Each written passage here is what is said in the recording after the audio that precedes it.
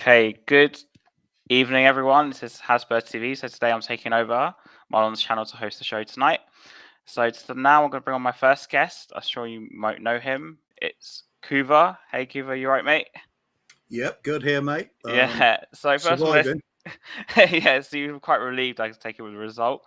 So let's dig into the first thing.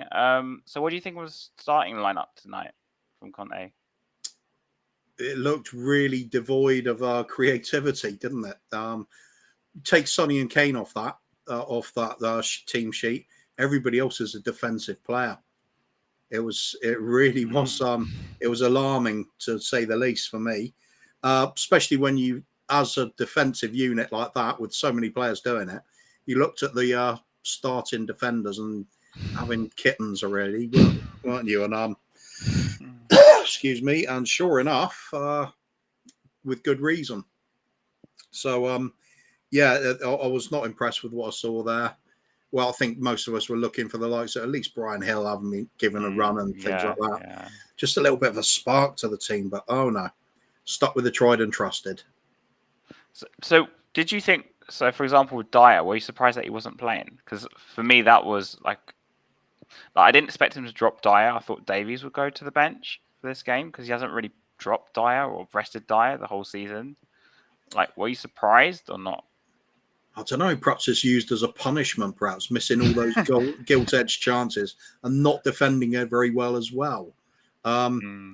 He's, I think he's the most overrated player in the Premiership, Eric Dyer. I think he's absolutely bloody useless. He's the sort of player plays well when you're on top and he doesn't have much to do. He can occasionally ping the ball about when he's not under pressure. Not that often. When you really need him to step up or at crucial moments in the game, he's not there. Trouble is, look at his deputy, Sanchez. I know. No, he doesn't even do well for that 95% of the game. It's just very weak performance from him, going to ground over everything. Look, awful. Deserves to get pulled. He's got to go. They both have. Because the only reason I bring this up is because Dyer's been rumored getting a new contract this week, and as soon as I read it myself, I was literally just like, "Really?" I don't cry very often. Yeah, but you won't it shows the intent at this club. Yeah. We're talking about wanting Gvardiol, Bastoni, Bremer, De Vrij, players like this. Brilliant. Then what actually happens? Renew Ben Davies' contract. Renew Eric Dyer's contract. We see where we're going on this. It doesn't take a lot of working out, does it? So, obviously, we were 2-0 down. Oh, you just muted yourself. I think. Yeah, you're muted. Oh, well, I'll just talk a bit while you figure that one out. Look for the yellow box appear around your screen. You'll know you're getting some volume through then. But, yeah, I'll just talk about the game generally then. First half, completely lackluster. Can you hear me at all now? No, is it fine now? Yeah. I don't know what happened. Yeah, I have no idea. Right. Because anyway, my thing didn't say mute on it. Interrupted my stream. Yeah. Sorry, what were you saying?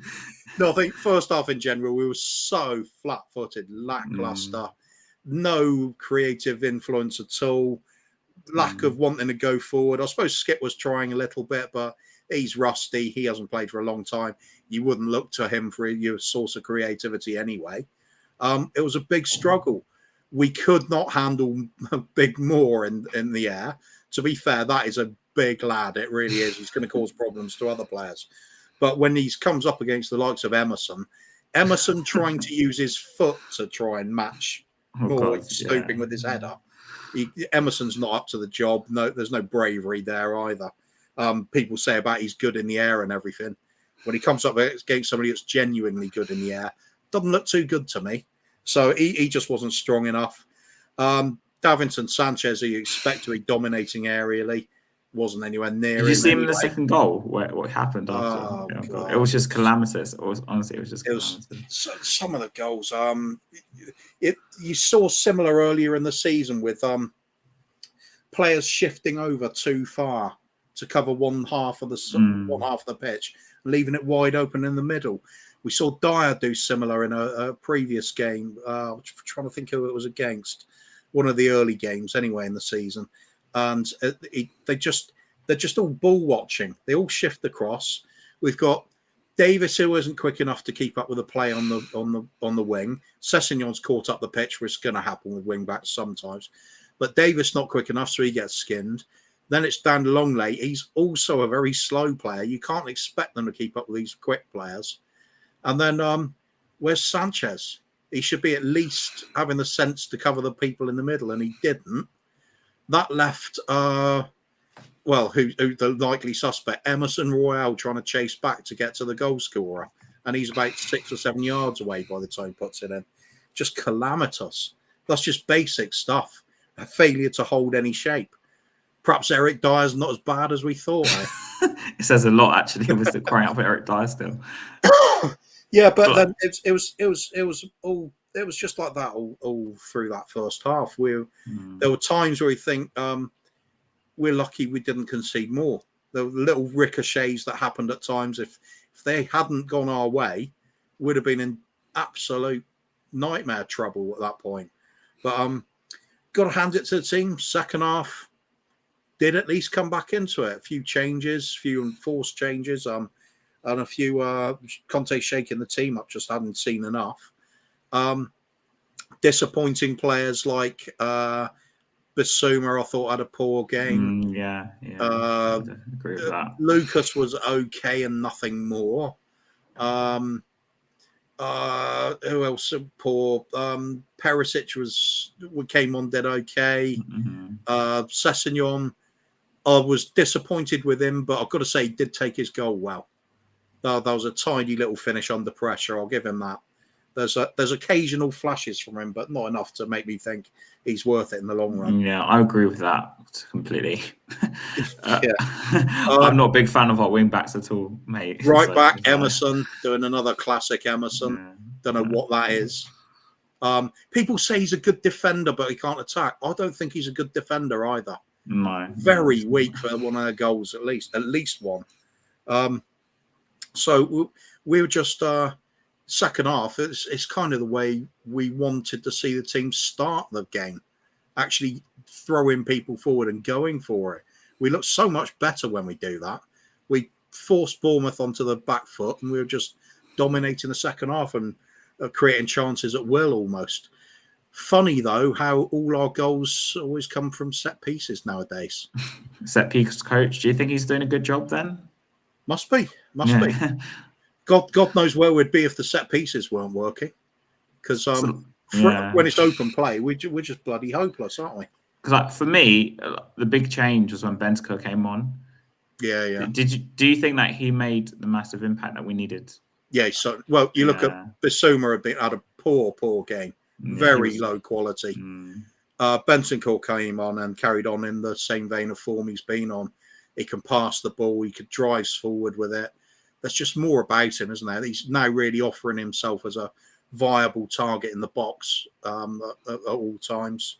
The bloke's coming on leaps and bounds. That's the biggest positive out of the game for me. The continuing development of the likes of Bentancur. Other than that, very, very average flat displays from most players.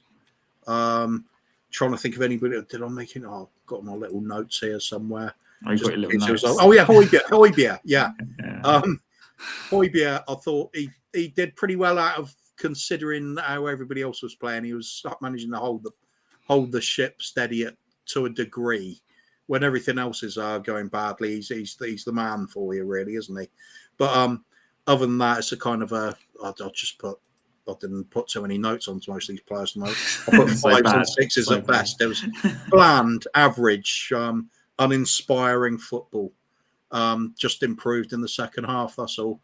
Kane going a little bit deeper helped as well. He still remains our real creative spark in the final third. I think that's why we wanted to see Hill, isn't it? Just something.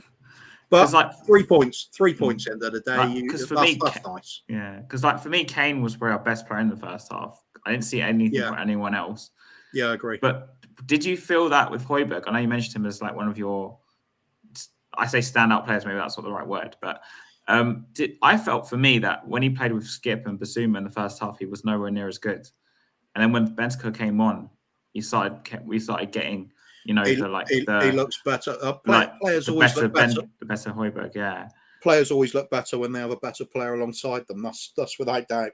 Yeah, I think so that's what I felt anyway. Bentancur seem to be drawing the best out of each other lately, which is a good thing looking forward. But it doesn't really help with your creativity, does it? When those two have become our creative hub of the entire team, which is kind of the opposite of how Conte wants his team to be set up. They're supposed to be the holding players, while everybody around them is creating the chances. The wing backs and the central defenders on the side pushing up the pitch with the ball, sort of like Bastoni does. But it's been the complete reverse with us. Bentancur and Højbjerg are the ones driving up the pitch and making things happen. It's very odd that I don't know how you can really explain it, other than we're not getting the performances out of players that Conte wants. That I can believe. So, what do you think of Son's performance today?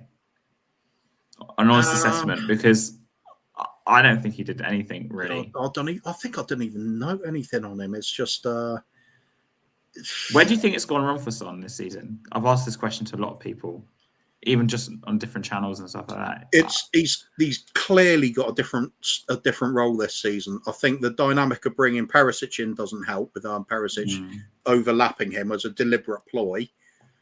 But the big difference for me is Kane is pushed forward more, and Sonny's dropped back more. So they've almost swapped the positions.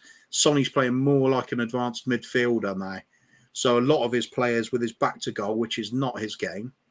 And if you don't keep supplying him with high quality chances or setting him free to get the killer goals, there's not an awful lot left to his game. I think he did okay today. It wasn't a bad performance, but we're used to seeing Son in Golden Boot winning form, with Kane dropping back, flicking the ball over the top, and Sonny to race onto it and slam it home. That's gone. That's gone this season. Rare we see it anyway. The Leicester game being an obvious exception, with a tiring Leicester team that decided defending wasn't for them anymore. So I think a couple of the other things with Sonny is if some of the near chances he had this season, well, when he's hit the bar after a great flick off from Kane, if some of these had gone in and he'd been rocking around on 6 or 7 league goals, he wouldn't have got anywhere near the amount of heat he is getting.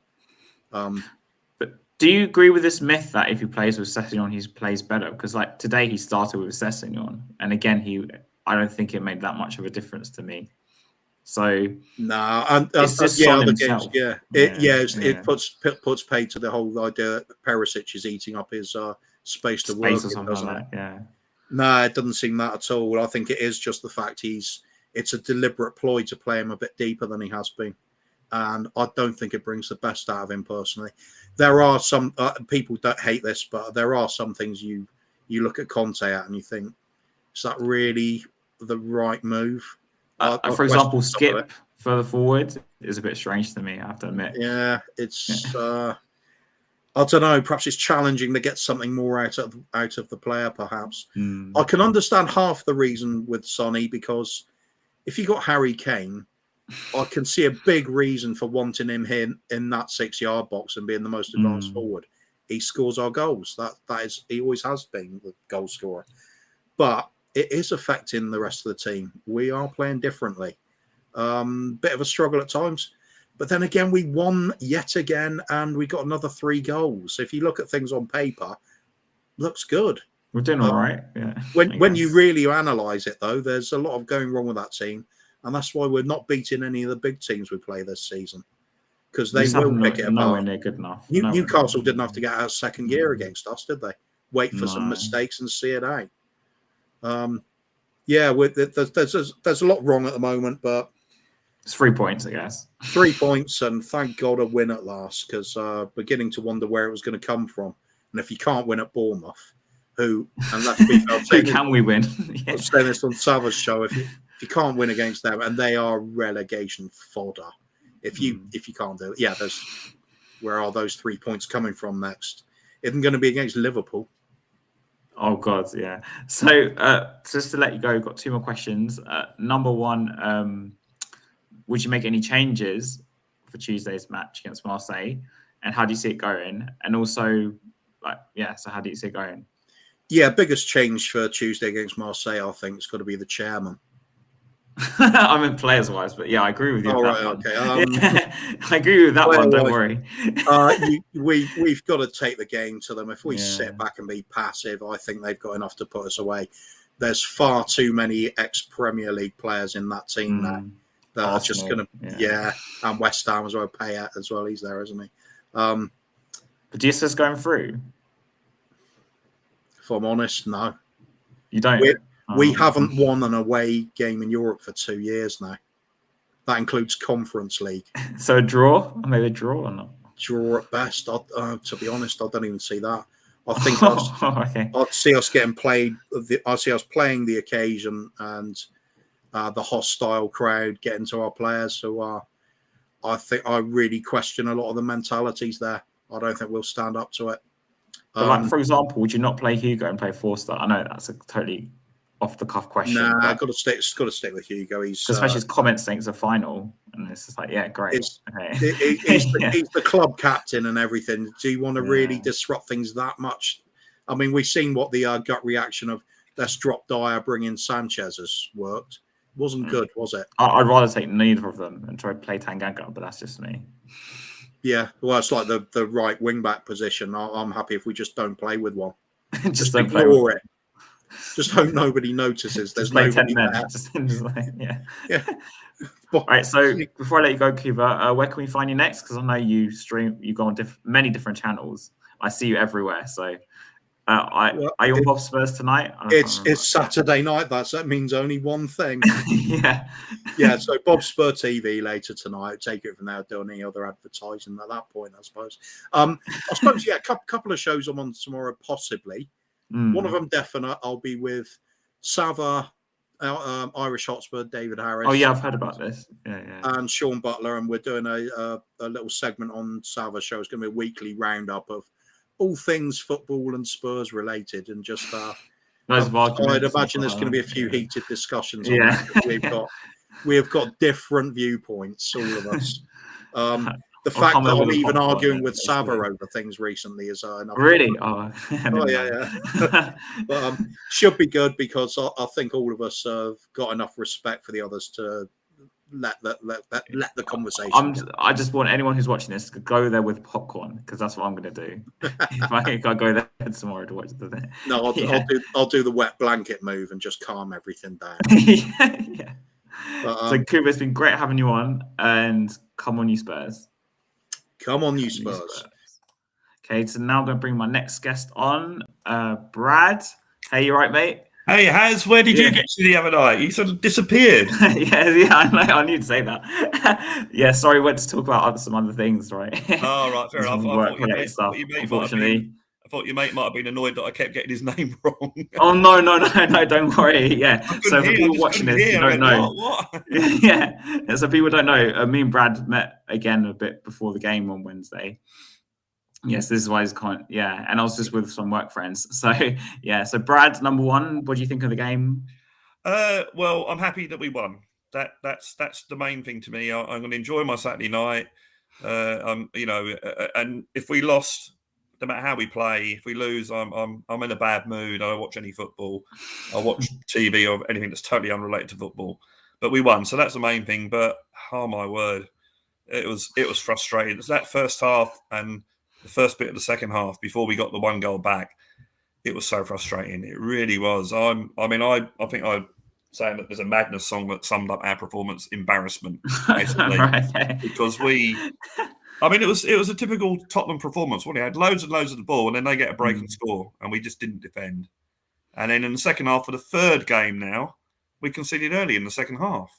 We keep doing that. The only thing I thought that put me in a good mood was that the commentator, I managed to get a stream that every now and again it blocked with log on, but if you refreshed, it went back to the normal screen. So I managed to watch the game. Right. Refresh I was lucky actually. I watched it on Greek TV. They had it on Greek TV. Oh, right. Greek commentary, but it was fine. I still watched it. It's okay. Well, the guy actually said that Brighton in the last 34 home games that they've played, when they've gone a goal up, they hadn't lost. And I thought, all right, great, okay. it's going to change. It's going to change one day. So, and it ultimately did. But I mean, I saw the lineup, and obviously Conte's looking at Tuesday night, obviously. But I think I came to the conclusion today that our squad we haven't got the players to replace our best 11. They're just not. No, good, we don't. We don't. I mean, Sanchez, and Longley didn't. I mean, Longley, if he plays with Romero and that, is okay, but we just didn't seem to have that there, that nous. And the other thing was our wing backs, especially in the first half. And what I almost call them Brighton. What Bournemouth are doing, they were just crowded in that middle because they knew that they didn't really have to do anything about the two wide areas because we had two players running ineffective. So we definitely need two really attacking wing backs because that spreads it out, and then you can attack better and score. But no, it was. I mean, yeah. Look. Let's give credit where credit's due. They kept fighting, and yeah, they got got the 3 goals, and Bournemouth probably had 3 chances that I saw, and 2 of them went in. So yeah, so there is that. But no, it really. Look, I'm in a good mood because we won. And Chelsea you also can't be not being a good move. Exactly. So Chelsea lost 4-1 as well. So so we're actually, a bridge too far. For them. Yeah, exactly. So yeah, but there are definitely cracks there that we need to address, obviously in January. And I'm just looking forward now to when we have this break. We got Liverpool at home, Leeds at home. Yeah, and we've got Forest in midweek, I think. Yeah, I mean, I'd take 4 points if you offered me in those 2 games, a draw against Liverpool and beat Leeds. Well, no, actually, I'd probably beat Liverpool and draw with Leeds. I'd take that as well. But that'd be more Tottenham, to be honest. And I think we hopefully against Forest, and I feel bad saying this, but hopefully Forest have got problems of their own that they'll field a second string team. So we will have a better chance of winning then. But yeah, I'm not entirely confident about Tottenham at the moment. And but were you surprised with the lineup he put out? Because obviously Gill has been doing well the last few games. Yeah, Dyer was rested or dropped, however you want to phrase it today. I was quite surprised about that because Dyer sort of starts every game. Well, I'd never seen Longley play at the actual centre back. Yeah. So I think I said this the other night. No matter what you think of Dyer, he's our best centre half at the club at the moment. So I think that, and Conte seems to like him, and all the pundits are saying he's having a great season. It's quite bizarre, But yeah, so I saw that. I saw he was out. So Romero was out. It looked to me that he was resting players for Tuesday night. That's what I looked at it. And apparently, I don't know if you saw this on Twitter. Apparently, Kulusevski was doing runs up and down the pitch before the game. So I'm just wondering whether he might make the bench on Tuesday. Fingers crossed. Yeah, fingers crossed. Yeah, I'm disappointed that he didn't put Brian Hill on first in place of Mora. I think I said yesterday I'd have played Spence as well. I mean, if you can't play Spence away at Bournemouth, when can you? I mean, he's played against them last season. I think he'll play away against Forest. Personally, I think he will. Yeah.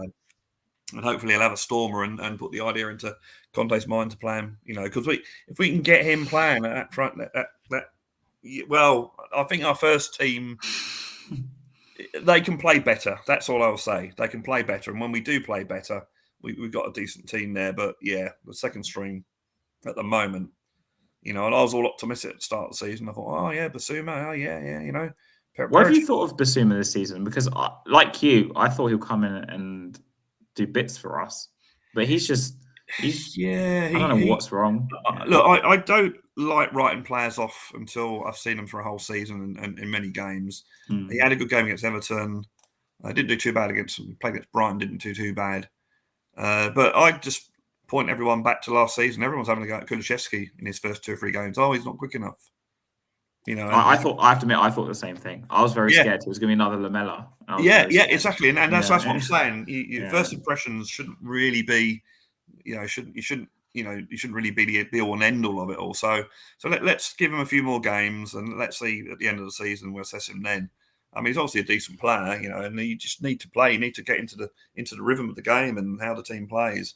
But I think today, yeah, I mean, yeah, it didn't. Were you surprised, for example, that because I've noticed this the past couple of games when he's played a 3-5-2 with Skip in it, he's played Skip further up, and he's played Basuma further back. Are you surprised by that? Because personally, I am. No, I'm not actually, because when Skip first came into the team last season, I found he's probably one of the best passers of the ball in that midfield area, and he can run as well, and he can carry the ball. So that didn't surprise me. I actually thought his first half wasn't too bad. He was there, he was getting in there, he was going down the right, getting into positions. So no, that didn't surprise me. I think he. I mean, if you look at the three of them, probably him and Højbjerg going forward, probably are the best passers if you compare it to, say, Basuma. So it didn't surprise me. Probably surprised me that he came off half time. Actually, I'd have brought Mora on for maybe Basuma rather than. I was thinking the same thing actually. Yeah, rather than Skip. I thought Skip. Yeah. He was only one of the very few players that looked like he could actually do something. The rest of them were pretty hopeless certainly in that first half. And yeah. Would you make other changes apart from that, or today? Not? In terms of that half time, or would you just on Lucas? Well, I think they had to go to 3-4-3, didn't they? Because of the situation of the game. I would have brought Brian Hill on instead of Lucas, and then taken Basuma off, and played it that way. I thought Mora didn't do anything until maybe the last 10-15 minutes. Yeah, but that's when he shifted to right wing back. Yeah. It was weird, wasn't it? Personally, I want to try him down there, but that's just me. Yeah, it was. I mean, it was all hands on. I mean, it was all hands to the deck, was it? In that, he did. I mean, that's a good thing about today. He made the right substitutions. He made them early. Put it that way. He put them all on early, and it showed that if you give those players a bit more time, then they will have an effect. And as I saw you were talking to Kuva, I mean, yeah, this set piece coach. I mean, God, he must be something. If we didn't have him, where would we be?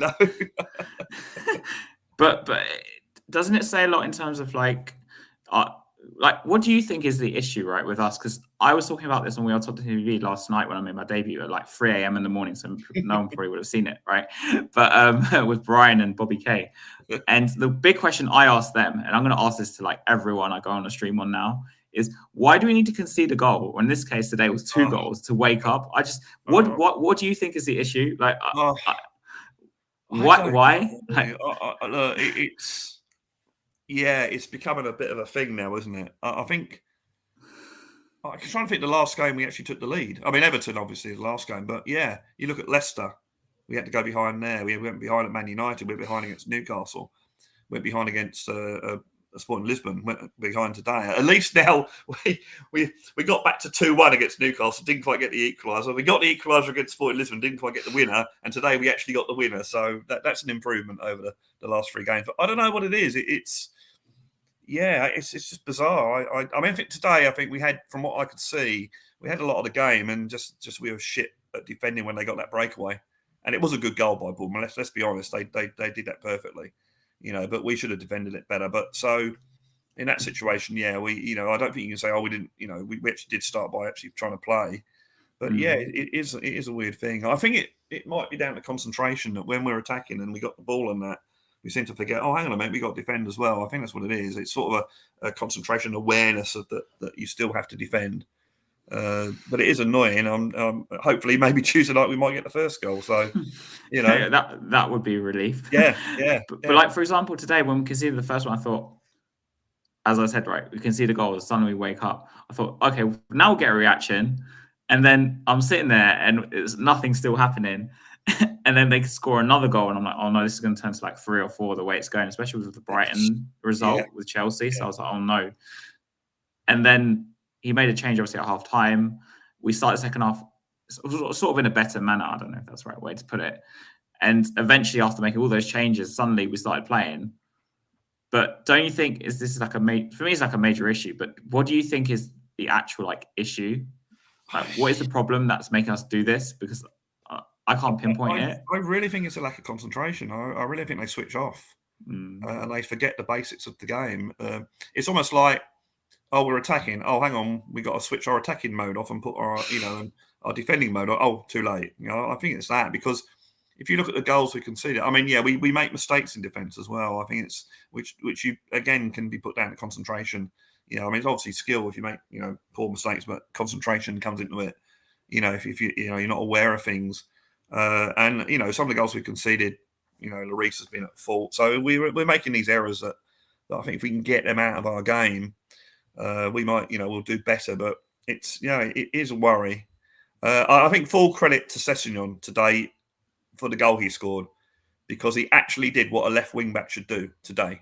He went forward, and it was a great ball by Højbjerg. I think it was Højbjerg. What a pass from Højbjerg, and he took it well as well. So and that got us back in the game. Hey, we can get something here. And then, to be honest, from that moment on, it was all Tottenham, and you just sort of thought, well, luck's got to break one day, in these sort of games. And although I must have been at 2-2, I thought, yeah, I know what's going to happen. Bournemouth are going to score in the last few minutes. I think we all thought that. Yeah. I think full credit. He actually did what a left wing back's supposed to do and got forward and probably kept him on the pitch, actually, because I think he's going to be hoiled off. But I do get surprised when he brought Perisic on for Emerson and put him put Sessegnon on the right.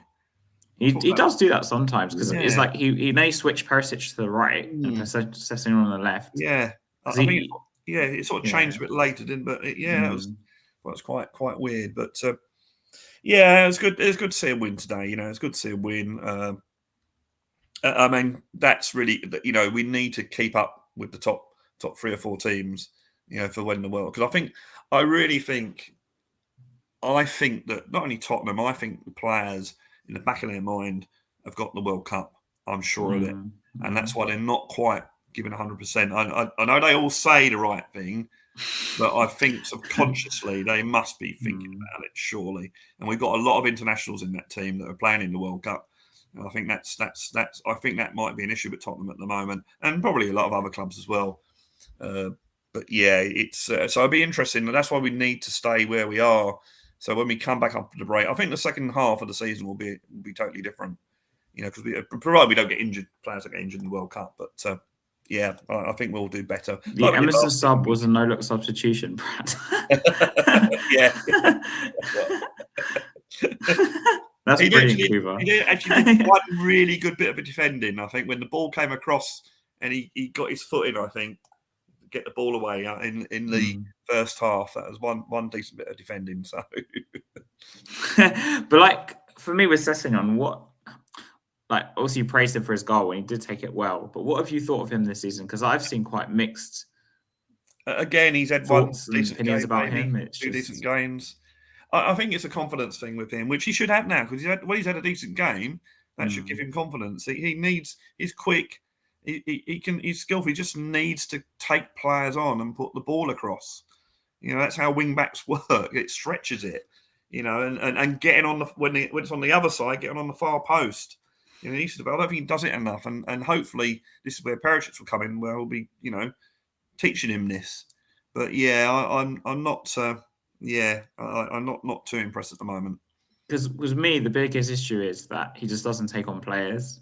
And he's with Perisic, even though he's a lot older, he's like 33, 34, and he may not be successul all the time, but at least he tries to take on a player. Yeah. But it's just with Sessegnon, you literally got your 2 wing backs bombing down the right and then stopping.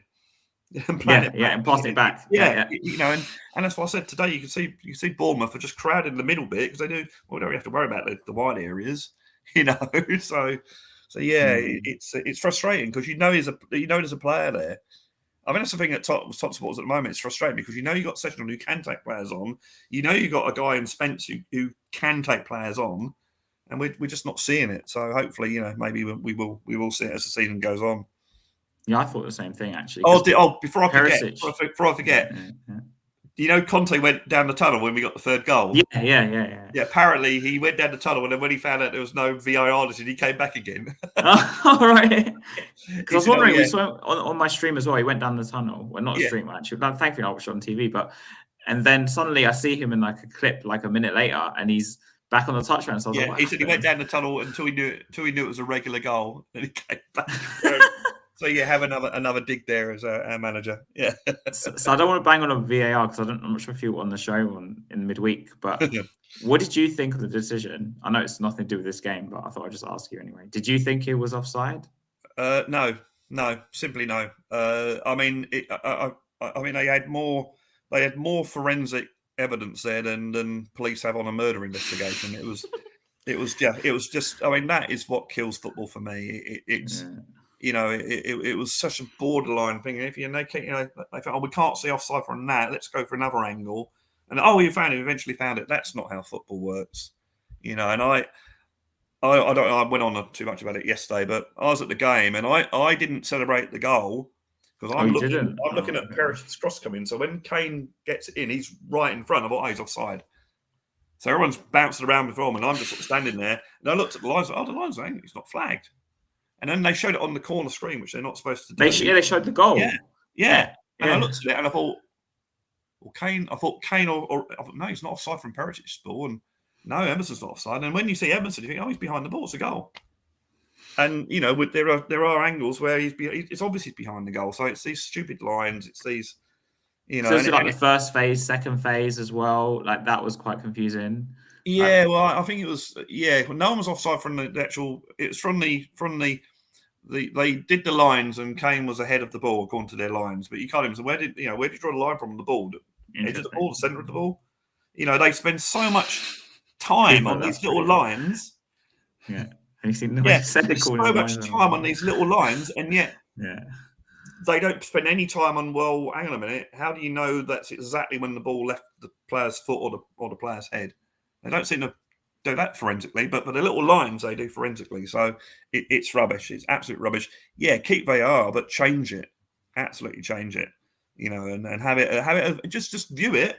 Obviously, semi-automatic. So basically what it is, the guy in the VAR room, computer says no, and he hits the button. Disallowed. I don't think the VAR official has anything to do with it. On the offside. I think they just let the machine do the work and ding ding ding offside. All right, and that's not how football should be played. It's a sport, it's not a science. So anyway. So looking towards midweek, because we've got a big game against Marseille now, we have to get something from that match, like at least a draw. So what changes would you make? And also, how do you see the game going? Because, I mean, I know you've heard Kuba before. He doesn't think we're going to get anything from that. I would play our strongest 11, which is... And who's that for you? Lloris. I mean, he won't play Spence. So I'll play Lloris, Doherty, Perisic, because Perisic is a European campaigner. He's played in these games. Dyer, Romero... Probably go. Is Romero meant to be back, or was he just rested today? I don't know. You could be right there, but if he's fit, I'd play Romero. Romero, yeah. I think he'll play. It's interesting. I'm not sure. It depends on Kulusevski. If Kulusevski is fit, I think he might start on the bench. In which case, he'll probably go with the 3-5-2. I would guess. Yeah. But he'll have Doherty as the right back and Perisic as well. I'm going by the team he played today. It looks like players are fit, then he's obviously looking at Tuesday night. We'll be lucky on Tuesday actually because Marseille will have to beat us effectively, so they're going to have to come at us, which we're normally better against. We don't play well against teams that defend. If they come at us, then we can exploit them hopefully. So especially if Kulusevski is fit and plays, so. We've missed him so much. Sorry? We've missed him so much. Yeah, which is sad when you think we relied on a 22-year-old who's only just joined the club. I mean, that's, as good player as he is, I don't share Kuva's pessimism. Yeah. I think we might scrape through. With a draw? Draw. Or I'd rather win. I want to win the group. I'm like you. I just want us to win a game comfortably for once. Well, that'd be nice, wouldn't it? Yeah. Just so I can just relax for at least like 10 minutes. It's just supporting Tottenham is just not normal, we just never do things the easy way. No, we don't. We never do things the easy way. And I think we're due to score the opening goal. Put it that way. Okay, all right. So you think Yeah, and I always think when we get I'll go back to the thing when we get a goal, well, at least we've got a draw. So it's not the worst. So before I let you go, Brad, where can we find you? Like, are you on other streams later tonight? Or and also you plug your YouTube channel, of course. Yeah, like Kira, I'll be on Bobspur TV tonight at 11:15 if I'm still awake. My normal Twitter handle is @RedHotspur. I'm also got a music channel where I'm writing and singing my own songs and playing guitar or trying to play guitar. I put it on Twitter, which is AB Sofa Songs, which is up there. But if you look on YouTube for Blue Sofa Songs, or you can even search for me and find me. Although I'm not the guy who deals with sharks and I'm not a wrestler. So it's the other Brad. Oh, right, okay. Yeah. There's a couple of Brad matches that do other things, but yeah, if you look for Blue Sofa Songs, you'll find me and click like and subscribe. And hopefully you'll, it's basically work in progress. I'm learning all the time, trying to improve all the time, and sometimes the songs work, sometimes they don't. But yeah, I'm normally on Irish Hotspur on Monday night. I've seen you on there. On the fan show on a Monday night. Do Chris's L Talk Tottenham on a Friday lunchtime. Occasionally, I might be on the We Are Tottenham TV fan show. That's it. I was on Tommy's show, but I don't think Tommy's doing a Thursday show anymore. So no, he's not. So I'm not on that. And I just basically appear if people invite me. So I'm not sort of fed up with talking about the same thing. So but yeah. If you and also click like and subscribe. I got to get the point in right. Yeah, click like and subscribe to this channel. And click like and subscribe. Have a look at Chris's magic as well. His little magic trick show. So have a look at There's a lot of channels. Everyone subscribe to everyone else's. Yeah, exactly. Anybody can do the football. If they do the football, subscribe to it. If they do football, do other things, subscribe to that as well. So if one of our Tottenham guys has got a gardening channel, subscribe to it. So I know who's talking about. Yeah. Oh, was it really? I was joking. Is it really? I think that's actually the case. I can't remember who told me about that. No, I was only joking. Yeah. All right, so take care, Brad, and cheers, come on, you Spurs. Yeah, come on, you Spurs. Okay. So now I'm going to bring on my next guest on. He's a regular on here. So, hey, Justin, you all right? Hello, mate. Yeah, not too bad. Yourself? So, are you quite relieved, or? Oh, I do think, like when you watch a film, they have a rating beforehand. And I just feel that before a game starts, there should just be a rating to say, maybe don't watch this if you are of a nervous disposition or if you suffer from heart problems, because ultimately that game just was all of it. It was just absolutely sort of it just had everything. It really, really did. It just showed the worst of Spurs and the best of Spurs. It really, really did. And I hope it highlighted to Conte that there are certain things that should never, ever happen ever again on a football pitch in terms of starting lineup or things like that. There were certain things that just gave me nightmares. So, but we got the 3 points. Results, to be fair, weren't too bad, going in our favour. So I think we have to sort of take what we got and get out of Dodge and just then roll on to Tuesday and hope. I'm a bit like Cougar though, so where I'm probably sort of a half empty person rather than Brad, who was clearly a glass half full person. Yeah. So what did you think of the starting lineup today? Because, for example, like Dyer was rested or dropped. Have you want to see it? The 2 fullbacks changed. Emerson came in. You had the midfield change. Benska was rested today. There were certain things. Yeah, there were certain things that I saw from that I just felt looking at it. I've heard a lot of people turn around and say, you can't say Conte hasn't been backed or Conte's had this, Conte's had that. Let's not forget, Conte wasn't given Davinson Sanchez. Conte wasn't given Emerson Royale. And he is still having to try working with this. But also, I think he knows as well the importance of Tuesday night. He knows that we need to get a result there. And that he's sort of... You're so funny. Yeah, but he knows his Spurs and he knows it's highly unlikely to happen. So, when you say about like the whole rating thing, are you saying in the sense that it's come with like a 18 or over rating or 15 or over rating? Yeah, absolutely. Yeah, you would have to. It's perfect to watch Spurs at this time of year. It was almost like that. It was almost like you're watching a horror film. I can see what you're saying. Thing, especially when you're having to watch. And as I said, I must admit, I was very nervous, rightly so, clearly, when I saw that we had Sanchez and Royal on one side. And ultimately, you knew Bournemouth saw that. And you knew Bournemouth thought, like every other Spurs fan, that's where we target. We target that end. And it proved it, I think it was the first goal where, okay, they got into a decent position, but just Sanchez just came out of nowhere. And it's like, what are you doing? You don't need to do anything. That's not your job. Stay in your position and there won't be a problem. And sure enough, he just comes flying in, leaves a massive gap for them to take advantage of. And I think was it the second goal where you just every time I just heard the words Emerson and Sanchez, and then I heard that Bournemouth had scored. I didn't need to have watched it. I didn't need to have seen any of it. I just knew as soon as it said Emerson and Sanchez are involved in, and it is followed up with bang. You just sat there and you're like, yeah, okay. But credit to Conte, he realised that our best right wing back is a left wing back in terms of Sessegnon, because Sessegnon did more in that period than I think Emerson has done since he joined the club.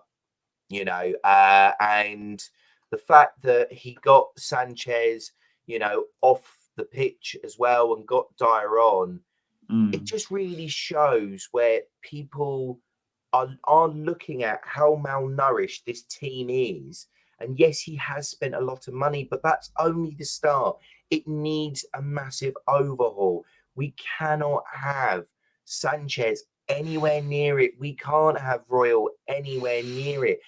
And I put a tweet out earlier, which was basically saying to Juventus, if you've got any more knockoffs, particularly a playmaker, centre backs, maybe someone up top, perhaps that Conte will trust, we'll take them. I don't care who they are, we'll take them. I don't need to know who they are. I don't need to know how they've performed. I don't care, because we've just seen our two best players, one being injured. We're seeing how important they are in Kulusevski. Bentancur, for me at the moment, has been sensational. And you can tell the definition of how good someone is when you're having to bring them on. You're trying to desperately rest them, but they come on and they change the game in the way that they did. And personally, I would like to see against Marseille, Bentancur, Skip and Højbjerg. That be my three. Because so 3-5-2. Still sticking with 3-5-2, because I just don't feel that, it was almost like desperate measures for Conte when he brought on Brian Hill. Are you not a Brian Hill fan? No. I am. And I almost had to take a second reading of it when I heard the quotes about him comparing him to Bernardo Silva. Yeah. Well, Bernardo Silva plays. There's your difference, right? If he is as good as Bernardo Silva, he is one of the first names on your team sheet. That is the equivalent of Pep looking at it and going, well, Haaland's fit, but I won't play him.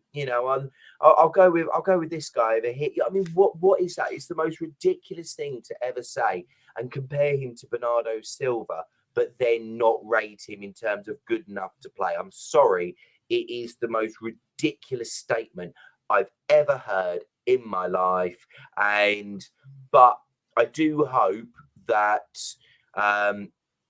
he starts with Bentancur, Skip and Højbjerg, goes with a 3-5-2, because I think there, and he plays Perisic where Sessegnon is and Sessegnon where Royal is, that to me, I actually think gives us a better chance.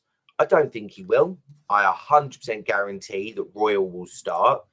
I just hope that Romero is replacing Sanchez so that we've got at least a bit more backup covering at the back for when Royal goes missing. I mean, the best thing I ever saw was someone put on the group chat that Royal had a shot and it left the stadium. That is how bad I saw that. was. I saw that. Yeah. I just, to me, if you wanted to sum up Emerson as a right wing back, that is it.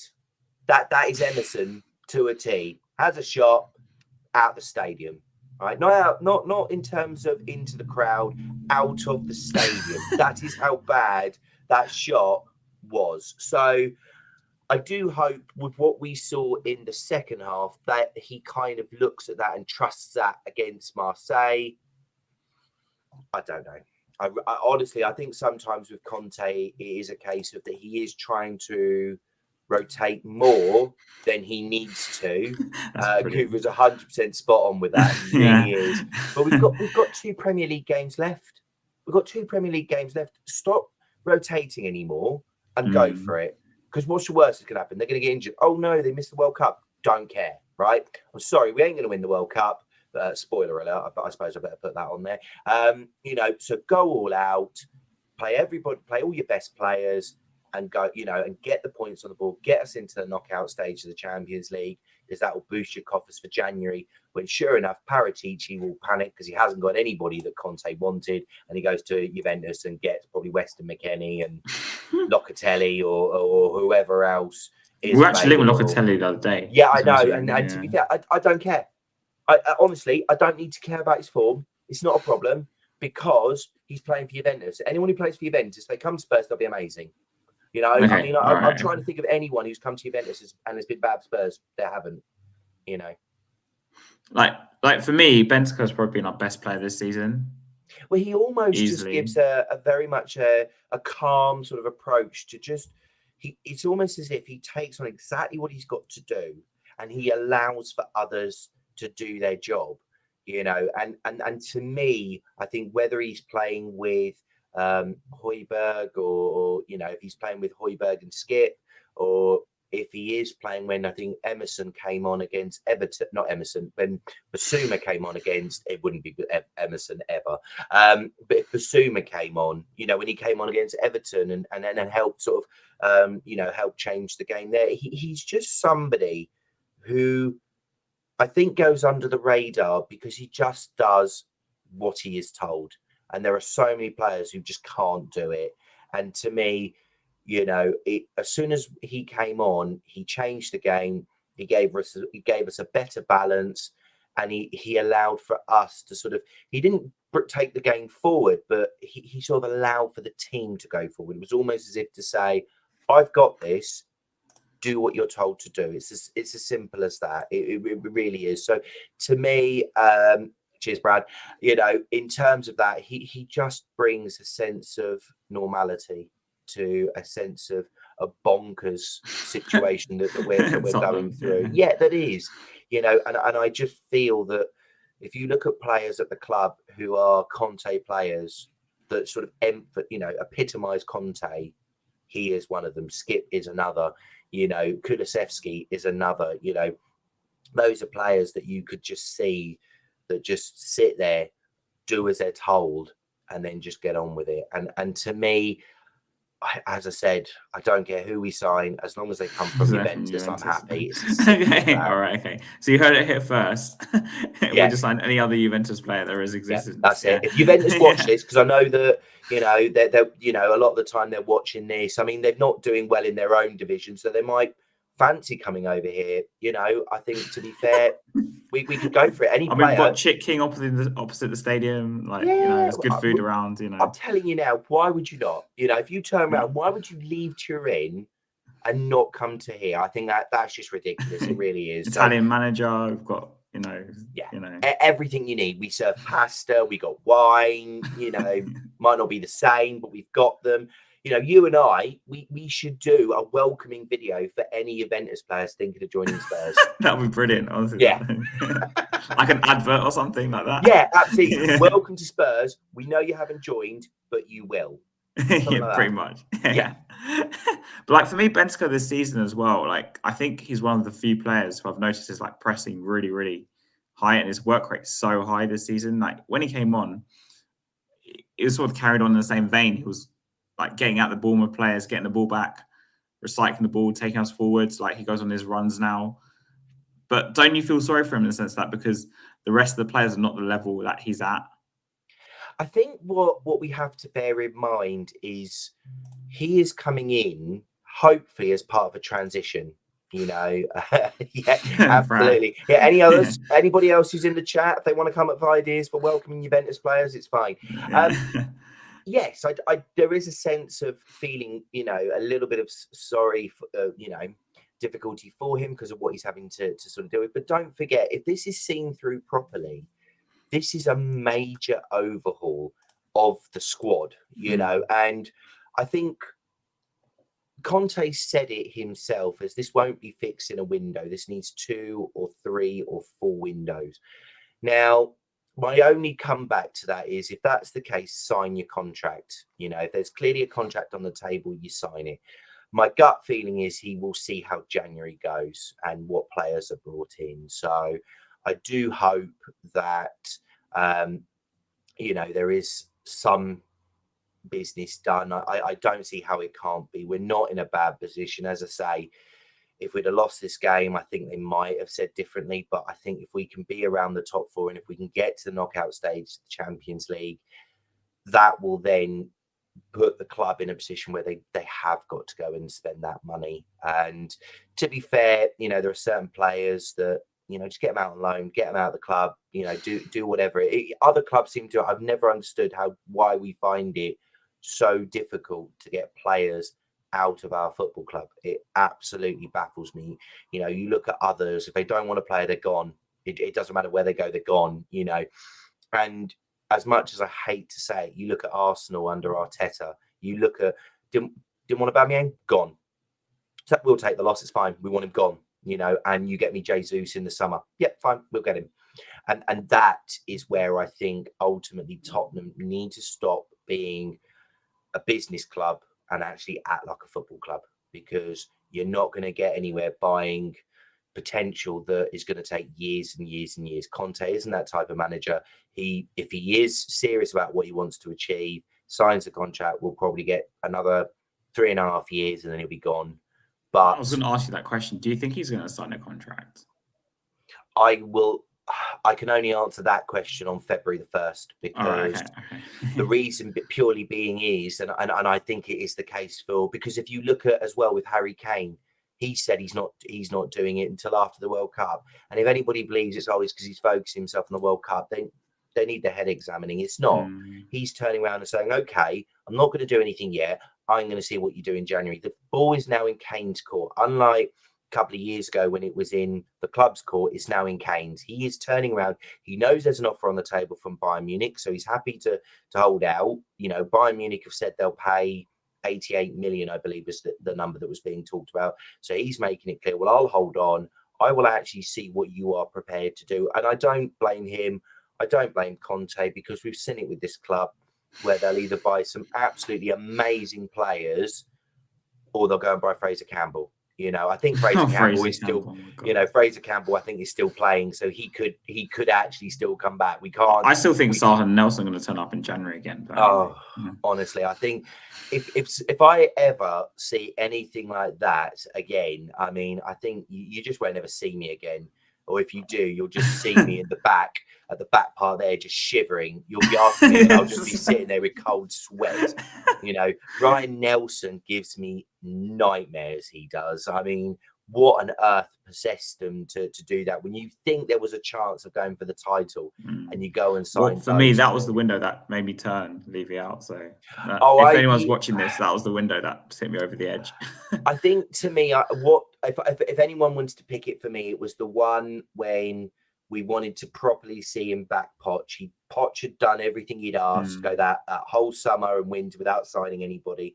And everybody sat there and thought it's because of the stadium. The stadium was built. He's going to go bonkers. He's going to get Bruno Fernandes. He's going to get this. He's going to get that. He's going to get everything he wants. And in the end, he turns up with 2 idiots who clearly just are here for a payday and are now showing that because they're going elsewhere and actually proving they can play football. So that was when if you ask me, the moment I turned ENIC out, that was it. It just defined that this was all about business. It wasn't about football. It was about We've got the stadium up and running. We can do this on a budget, but still make loads of money out of the stadium. You know, and that's the tragic thing. At least for me, it's because, like, obviously initially I wasn't leaving out, right? But for years and years we were told when we made the Champions League, we're going to push on, and we made the Champions League under Redknapp. We had the chance when we were third and we didn't push on. So I was like, that's it for me. Like, you sold me a lie. That's how I saw it. Yeah. I was like, that's it. That was it. Yeah. I mean, as I say, you know, Kuva puts it in the chat. And to be fair, Kuva, what I would say is you could list so many more players. I think if we look at all the different players that Levy has argued about, if we'd had those players in, we'd have won trophies. We really would have, you know. I mean, I was sitting there and I worked it out with a Liverpool fan. Since ENIC have been in charge, we've won 1 trophy. Liverpool have won 17. 17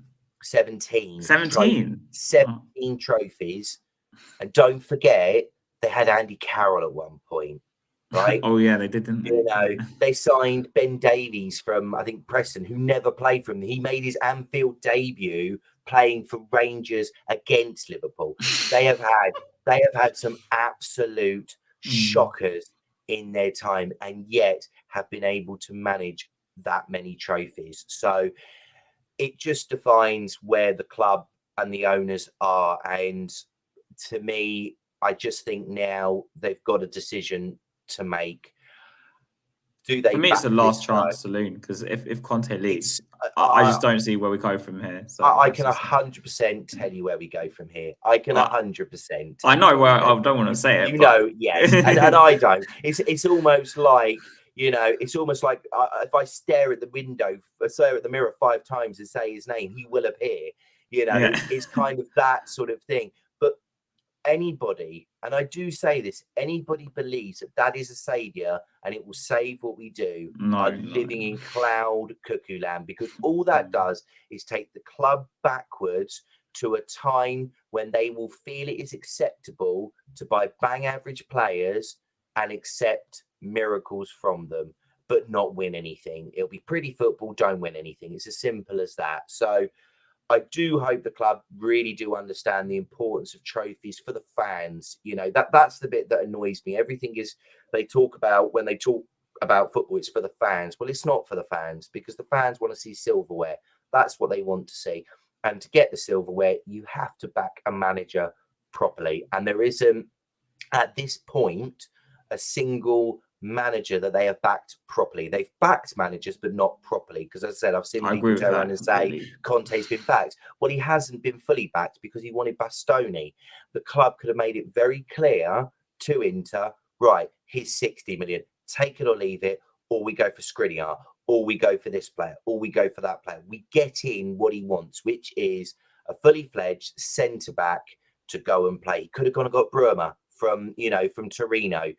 There were players out there that we could have gotten for Conte, and you can see scenarios of these players that are still there, or haven't been booted out the door, or have been booted out the door but haven't been replaced. There's so many examples of it under Conte as well. And Conte, I think it's a very fine line with the club, and I think he's given them January to prove that they are serious about backing him. I think they do that, he signs a new deal. If they don't, he walks. Kane's gone next summer, or Kane has gone next summer, because Tottenham will do what they need to. I think we'll cash in now. And I think Son as well. I think he'll probably go too. I'm a little bit on the fence at the moment with Son, because I'm trying to work out what's going on, because the guy was amazing. How do you explain to me his performances? Because I'm baffled. I'm sitting here like, what happened? Because some people started tactics, certain players playing with him. Like I've seen the Sessegnon argument, even though Sessegnon played with him today, and again he was poor. I've seen, just so many different things.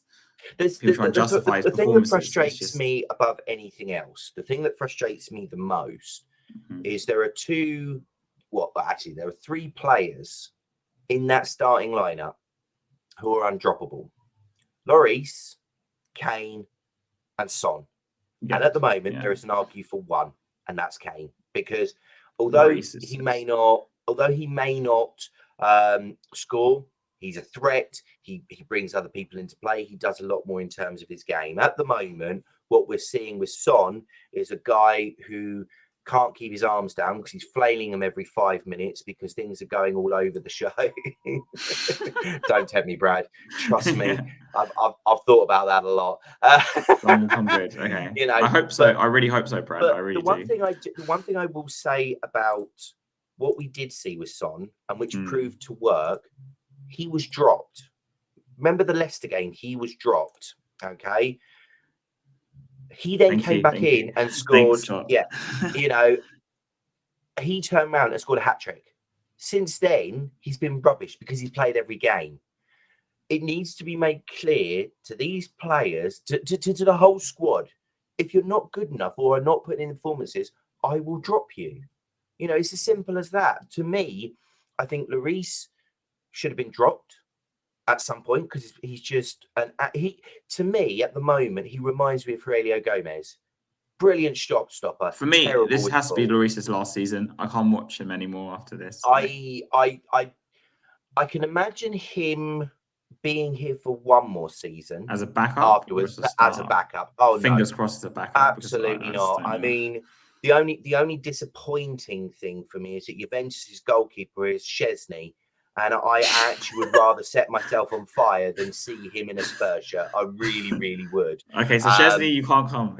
Absolutely not. No, if they played for Arsenal, then no chance. But otherwise, I'll take any other of them.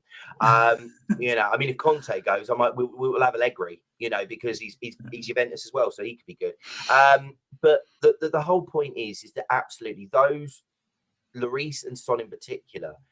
You can't just be picked because of what you've done in the past. And that's the thing that does frustrate me a little bit with Conte. You know, I would have liked to see at some point, you know, them be dropped and actually maybe he'll start again, because when we've seen him come on, he has put himself out there. He has tried to do something different and things like that. You know, Son is out of form and Son needs to be taken out of the equation, a bit like Lloris. You know, not in the same way as Brad was referring to Levy being taken out of the question. That's completely different altogether.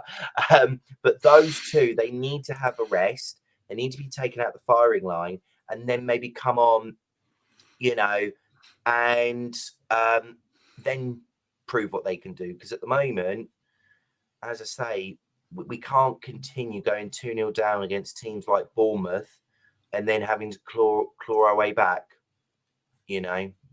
So we'll have to wait and see on that one. But I do hope that they'll do enough just to get us through in terms of till November the 20th. If we can get through till then, I'm sure hopefully we'll be all right. Okay, so looking to Tuesday, what changes would you make? Would you stick with the 3-5-2? And also, like, okay, so if that's the case, then what player changes would you make? And how do you see the game going? Because obviously, you know, we have to get at least a point in France. I myself would see it as I would have Romero, either Dyer or Longley, because I don't think Longley's done anything too bad, and Davies, you know, that it'd be that as the three. I'd have Emerson on the bench and I'd have Sessegnon, because I don't think Doherty has recaptured the form he had before he got injured. I'd go with a three of Bentancur, Skip and Højbjerg, because I think they complement each other very well. I'd go with Perisic on the other side because he does have that creativity in terms of to whip the ball in. Some of the balls he puts in are just brilliant, sensational they are. So I think I'd have him there. And then I'd have to, because of how important the game is, I'd have to start Son and Kane. I know I've said about dropping him, but that game is far too important. That's the difficulty. If it was a case of if we had Richarlison, I'd maybe try Richarlison with Kane, but Richarlison's not fit. To be fair, that wouldn't be a bad shout. But I just feel in that game it is more important to actually go with Son, but knowing full well that if he has a quiet game again, then Brian Hill comes on or Mora comes on or someone like that, but they come on quickly. He has to prove in that first half against Marseille, there's no messing. He gets out there, he shows what he can do and why he was a Golden Boot winner. That, to me, we have to see. You know, this game is so important for our January window because it's 20 million quid. in effect is a 20 million quid game. We win that game, it's 20 million quid. So we have to win that game because we ain't winning the Europa League. Not when you see the Juventus are in there, Barcelona are in there, Atletico Madrid are in there, you know, and things like that. To me, I just don't see, you know, how we're going to win that trophy. As I said, the most important thing is getting through this group, getting the 20 million on board and putting that towards new signings in January.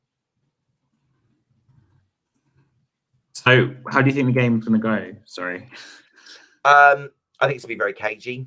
I think that, you know, we've seen what Marseille can do.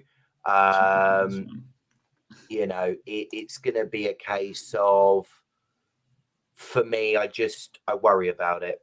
You know, it's going to have a feel of the Sporting game to me. You know, Sporting are, you know, they just sort of kept it tight, kept the shape, you know, stifled Spurs very well. Marcus Edwards destroyed us. Well, he did. He did. But then the problem being is that what's the difference between Marcus Edwards and Brian Hill?